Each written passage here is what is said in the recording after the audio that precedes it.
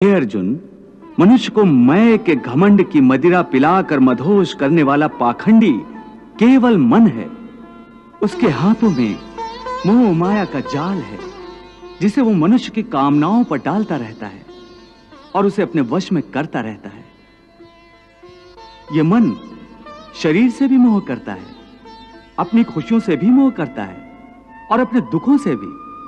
खुशियों में खुशियों से भरे गीत गाता है तो दुख में दुख भरे गीत गुनगुनाता है। अपने दुख में दूसरों को शामिल करके उसे खुशी होती है। किसी भी प्राणी को उसका मन जीवन के अंत तक अपने जाल से निकलने नहीं देता। रस्सी में बांधकर उसे तरह तरह के नाच नचवाता रहता है।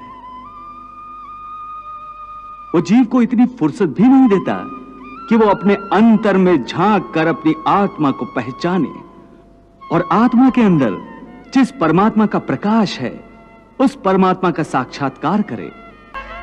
हे पार्थ, प्राणी के लिए आवश्यक है कि प्राणी अपने मन को काबू में करके अपने अंतर में झांक कर आत्मा को देखे।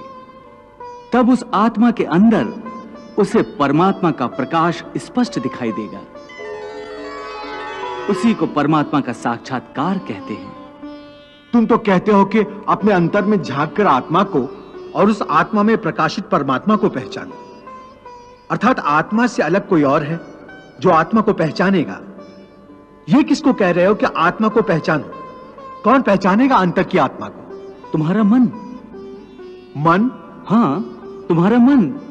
परंतु तुम तो कहते हो कि मन माया के भ्रमजाल में फंसाकर प्राणी को बहुत नाच नचाता है, फिर वह आत्मा और परमात्मा की ओर क्यों ले जाएगा?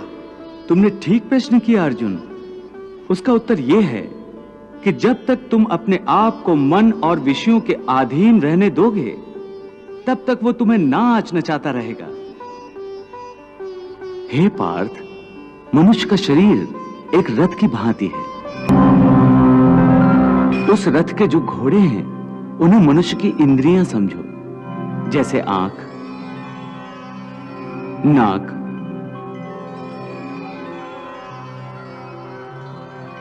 कान, मुख, जीवा आदि। उन इंद्रियों को, घोड़ों को जो सारथी चलाता है वो सारथी ही मन है, और उस रथ में बैठा हुआ जो उस रथ का स्वामी है वही आत्मा है। मनुष्य की इंद्रियां अपने विषयों की ओर आकर्षित होती रहती हैं और उसका मन इंद्रियों को उनके विषयों की ओर ही दौड़ाता रहता है।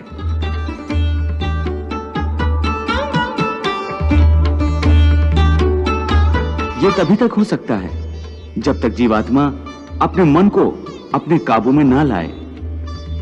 जब तक मन काबू में नहीं आएगा वो इंद्रियों को उनके विषयों की ओर ही दौड़ाता रहेगा। विषय उनको बुलाते हैं, इंद्रियां उनकी तरफ भागती हैं और मन जीवात्मा की परवाह किए बगैर रथ को उस ओर लिए जाता है। परंतु जब तुम स्वयं मन के अधीन न रहकर मन को अपने अधीन कर लोगे तो वही मन एक अच्छे सारथी की तरह तुम्हारे शरीर रूपी रथ को सीधे प्रभु के चरणों में ले जाएगा।